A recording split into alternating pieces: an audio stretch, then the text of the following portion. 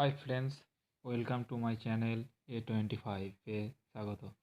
Top 3 penny stock under 10 rupees में best penny stock है, जिसके नंबर 3 पे है GTL इंफ्रा।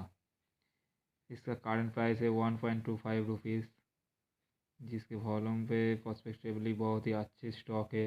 मार्केट है 3.5 करोड़।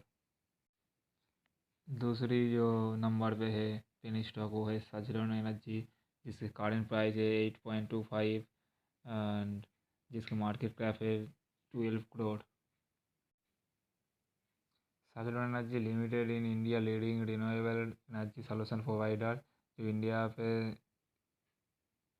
रिन्यूएबल एनर्जी प्रोवाइड करता है और बहुत ही अच्छी कंपनी है। तो जी, और तीसरी नंबर पे और एक नंबर पे है JP पावर लिमिटेड, जिसकी करंट प्राइस है 7.245 रुपीज़, मार्केट कैप है 5.7 करोड़।